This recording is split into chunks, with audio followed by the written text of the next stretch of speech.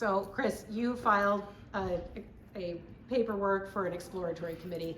For some people, that's just a formality. They're definitely running, and for some people, it means they really are considering it. I mean, where are you in the decision process? I'm definitely the latter, considering, and so, look, I'm a novice. I don't know much about this, and this is a big cold lake I'm jumping into, and so I need to decide whether I want to stay in that cold water or not. Do you have a time frame for when you will decide? Probably January. And when did you start thinking about this race? Well, I actually thought about it a little bit 4 years ago, and I was still working then, and really not very seriously, but I thought it was something I could do, and that I could bring some new ideas. And so, as I've written about these topics, I have the opportunity to think about the issues in detail and communicate with people about them. And so, it's a natural thing, I think, for anybody to do, to think about Secretary of Agriculture that does what I do.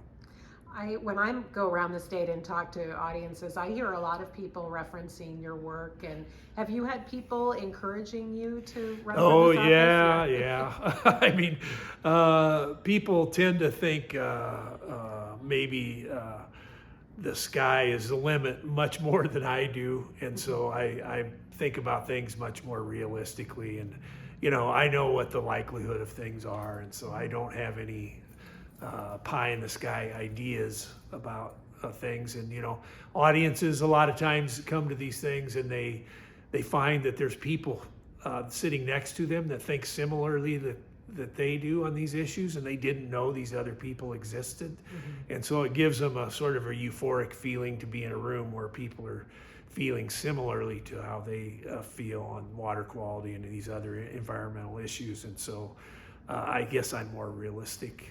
I've seen, as I told you earlier today, you don't do what I do and not get used to losing, right? And so, yeah. Some of the policies you were talking about what we need to do tonight, a lot of it is in the area that the state legislature would have to do, or the Iowa DNR.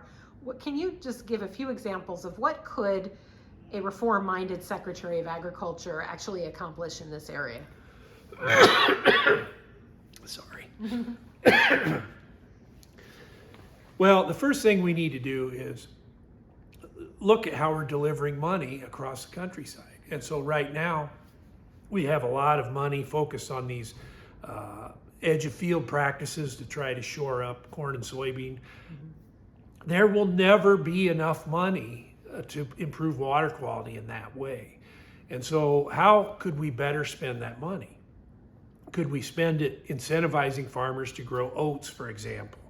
Could we use it to incentivize farmers to convert row crops into pasture? Do some other things that have produced better environmental outcomes and help the system become healthier. And so these edge of field practices don't help the system become healthier. They're just treating the symptoms. They're not treating the disease. And so I think when we spend our money, we need to think about how can we better treat the disease. And so that means bringing diversity to the landscape. We need diversity of crops, we need a diversity of economy, and we need a diversity of people in rural Iowa, and taking care of our farmland and farming that land. And so that's, I think, how we need to focus our resources. Is any of that in the scope of what the Secretary of Agriculture could do without legislation? So the Secretary of Agriculture does have money to spend, and so that person can determine where that money goes and how it's spent on various water quality practices. We see that with Mike Naig now delivering money for these batch and build projects. And so, yes, you're right that the Secretary of Agriculture has no authority, in terms of legislation and changing policy at the state level. But look, that's a big bully pulpit too, right? And so I think the opportunity is there for people or a person to articulate a different idea, right? We're not going to change until we start articulating different ideas and start talking about the pathways to get to these other ideas. And so I think in that context, the Secretary of Agriculture job has a lot of potential. What would you say to voters who think, well, shouldn't the Secretary of Agriculture be someone who has worked in farming or grew up on a farm, and how would you respond to that? So we have 80,000 farmers here, but all of us vote for the office, right? Mm-hmm. And so, as I said, what farmers do affect everyone, right? And there's no reason why non-farming people should just cede this office cycle after cycle after cycle to an agricultural person.